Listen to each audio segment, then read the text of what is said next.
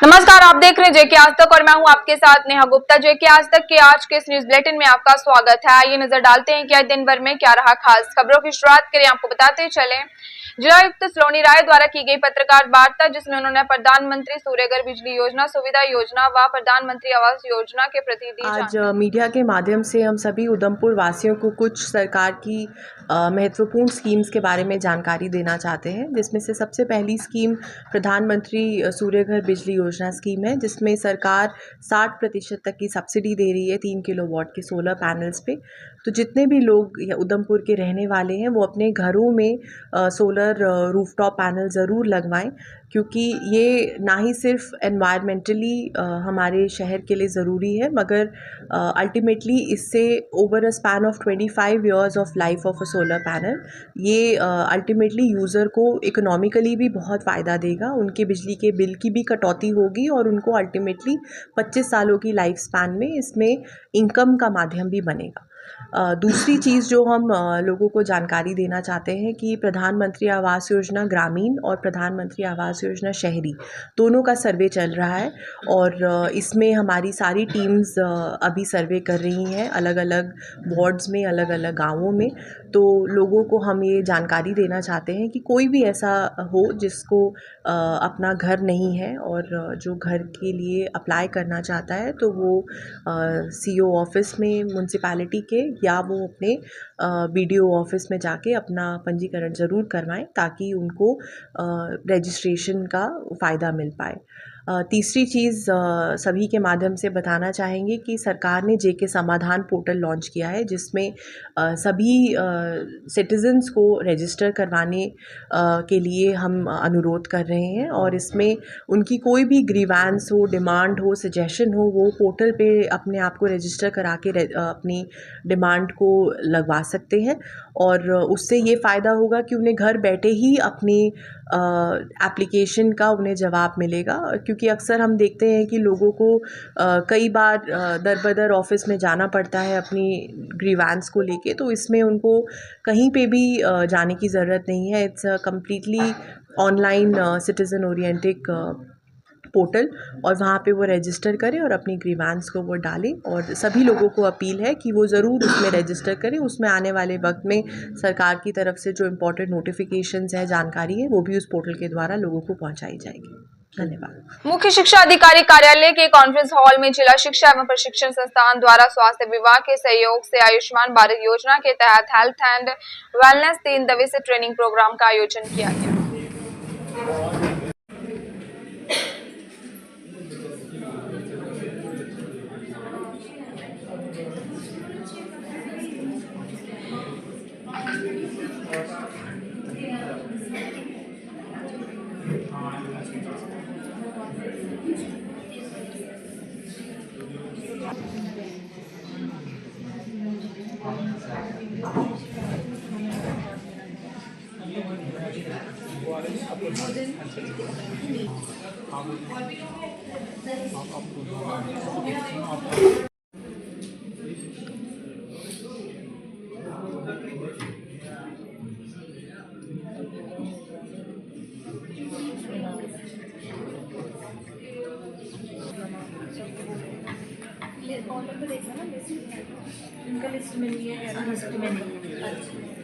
ये जो हमारी ट्रेनिंग चल रही है, ये जो जिसका नाम है हेल्थ एंड वेलनेस, ये हमें आयुष भारत की तरफ से इंस्ट्रक्शंस दी गई हैं कि हेल्थ एंड वेलनेस जो है ये शुरू से ही बच्चे के लिए बहुत ज़रूरी है।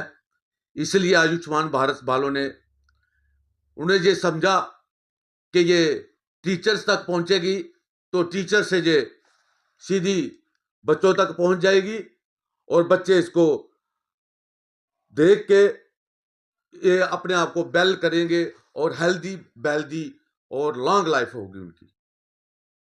इसमें बहुत सारे डोमेन्स हैं, जैसे कि यह फिजिकल वेलनेस है, इमोशनल वेलनेस है, सोशल वेलनेस है, इंटेलेक्चुअल वेलनेस है, एनवायरमेंटल वेलनेस है। ये सारी जो है वेलनेस है। और एक है फिजिकल वेलनेस। फिजिकल वेलनेस में जो हम एक्सरसाइज वगैरह आती है, तो इसमें जो जो ये हेल्थ एंड वेलनेस है, इसमें सारा कुछ आ जाता है।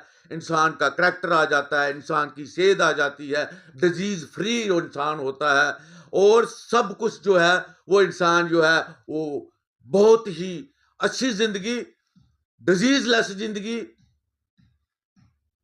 डिप्रेशन लेस जिंदगी, एनोक्सिटी लेस जिंदगी और सेहतमंद जिसको हम कहते हैं वो होगा, और उसकी लाइफ जो है वो लंबी होगी अप टू द 100 ईयर्स।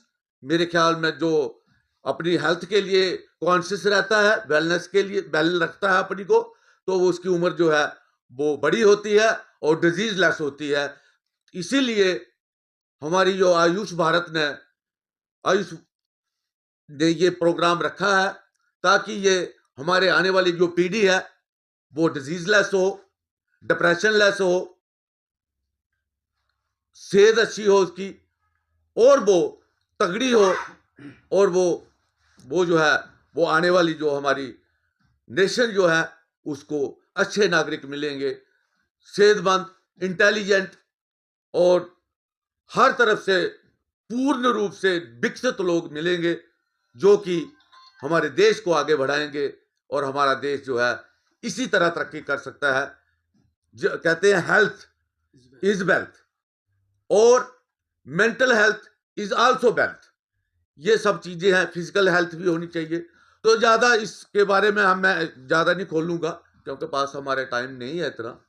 तो ये मेन चीज यही है कि जो हमारे टीचर साहिबान जो रिसोर्स पर्सन हैं, वो भी, हमने भी टीचर्स को बताया कि आपने कैसे बच्चों को फील्ड में जाके उनकी हेल्थ के लिए कॉन्शियस रहना है, और उनकी हेल्थ पर तवज्जो देनी है, ताकि वो बच्चे जो हैं आने वाले जो जवान बनेंगे, वो शहरी जो हैं वो तगड़े, सेहतमंद और लंबी उम्र वाले होंगे। पूरे भारतवर्ष की तरह आज उधमपुर में भी माह रमजान के पहले जुम्मे की नमाज अदा की गई। काफी संख्या में आदर्श कॉलोनी स्थित गांव में मुस्लिम समुदाय के लोग नमाज पढ़ने पहुंचे और सुरक्षा के भी कड़े इंतजाम किए गए।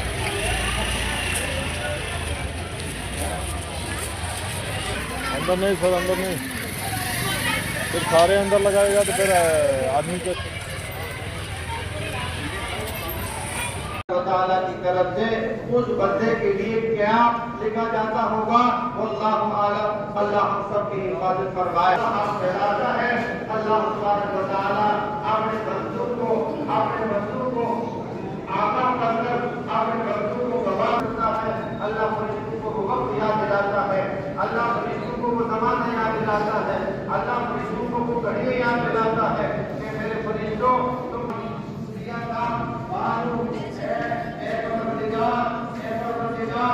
आप दुनिया के अंदर ऐसे लोगों को पैदा करेंगे, ऐसे लोगों को पैदा करेंगे जो दुनिया में जाकर तेरी का परवानियां करेंगे। अल्लाह आपकी का परवानियां करेंगे, के अंदर गुलामी हो जाएंगे, कब्र भारत गिरी करेगी।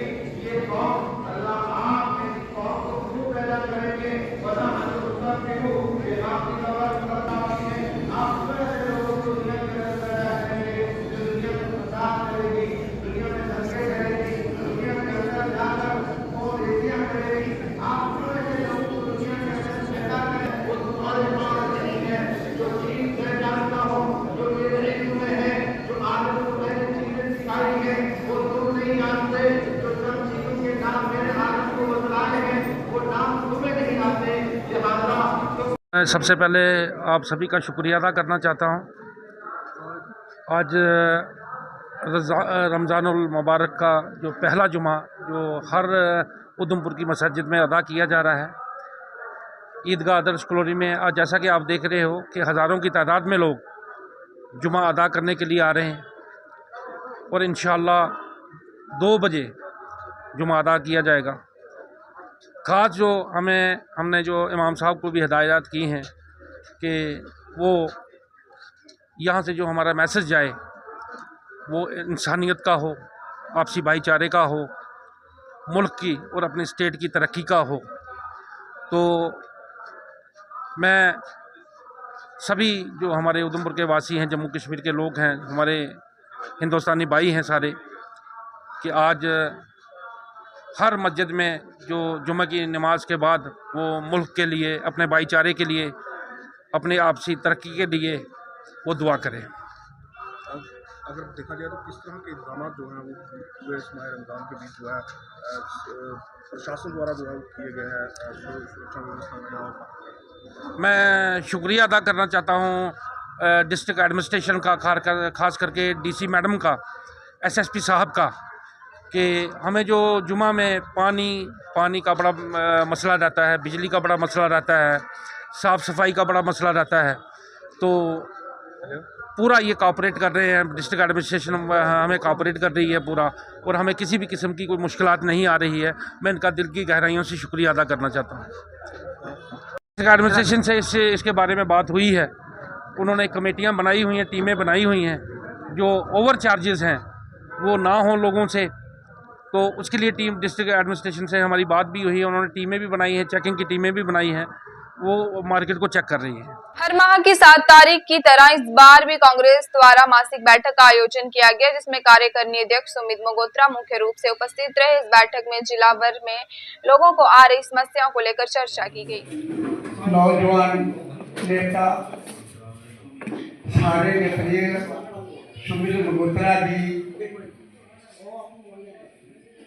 असल सारे एक सलाह बनाई कि जियां पहले परंपरा थी साड़ी कि हर महीने एक मंथली मीटिंग की जा, ये साड़ी आज 3 मीटिंग है, सुविधा का दसिया।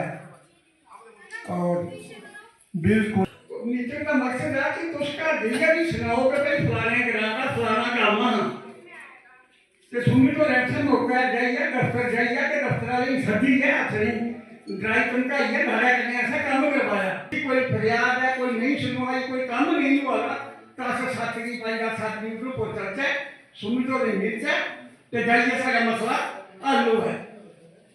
इस तरीके करने कोई भी दूसरा भी ग्राम का जगह है मसला खाली एक का सिरोसी नहीं है, दिखला तो 4 का सिरोसी लोग बैठे हैं।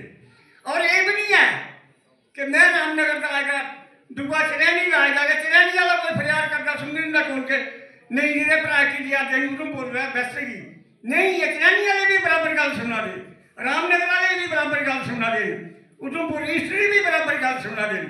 इस गल्ला एक डिस्ट्रिक्ट कमेटी जी शक्ल है, ये ऐसी कोई एक सिरोसी नहीं, बाकायदा 4। देखिए, हमारी जिला कांग्रेस की तरफ से 2 महीने पहले एक मासिक बैठक का आयोजन शुरू किया था। ये हमारी 3री मासिक बैठक है। जैसा कि हमने बताया था, हमारी मासिक बैठक में हमारे सिर्फ यहाँ से मैंने मेरे असेंबली वेस्ट विधानसभा क्षेत्र से जहाँ मैंने चुनाव लड़ा है, सिर्फ उसी इलाके के नहीं बल्कि पूरा जिला के हर एक कोने से, हर एक पंचायत से 1-1-2 लोग आते हैं। और लोग इसलिए आते हैं कि उनको विश्वास हो चला है कि इस मीटिंग में सिर्फ भाषण नहीं है, जो भी बातें होती हैं, जो भी मुद्दे होते हैं, कुछ ना कुछ मुद्दों को हम प्रशासन के आगे रख के उनको हल भी करवाते हैं और कुछ करवाए भी हैं, इसलिए लोग यहाँ पे आ रहे हैं।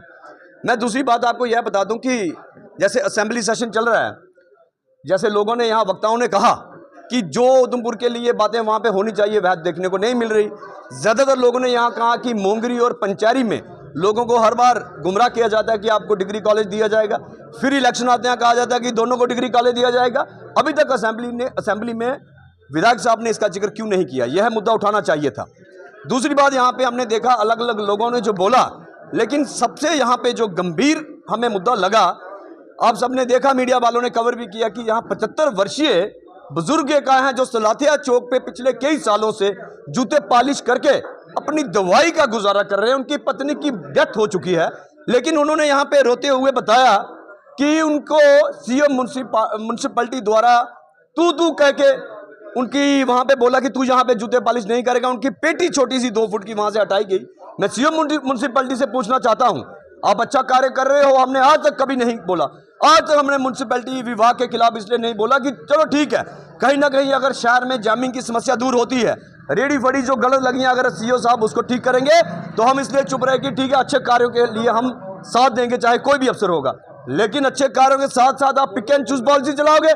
बुजुर्ग आदमी आपके दफ्तर में जाता है और आप कागज उनके मुंह पे फेंकते हो, ये अभी उन्होंने बुजुर्ग ने बताया, क्योंकि बुजुर्ग आदमी जो रो रहा है वह झूठ नहीं बोल सकता। इसके बाद सीओ साहब बोलेंगे कि ये झूठ बोल रहा है या कहीं नहीं हो सकता, कि इनके सामने की बात है। लोग कह रहे हैं कि उन्होंने तू करके बुलाया, उनको बाहर कागज फेंके।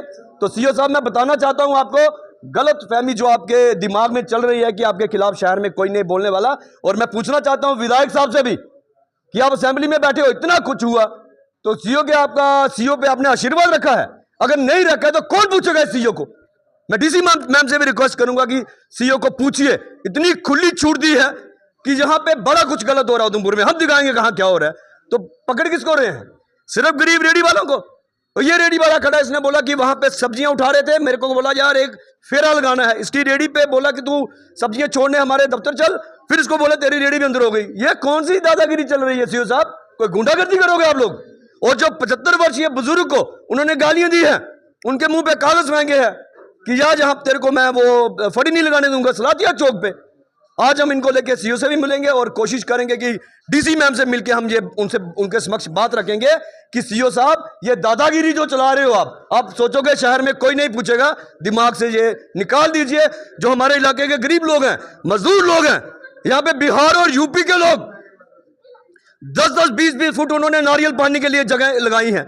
हम तब भी नहीं बोले अगर वो गरीब दिख रहे हैं यूपी बिहार के, तो मेरे यहाँ लोकल इलाके के लोगों को आप गालियां दोगे।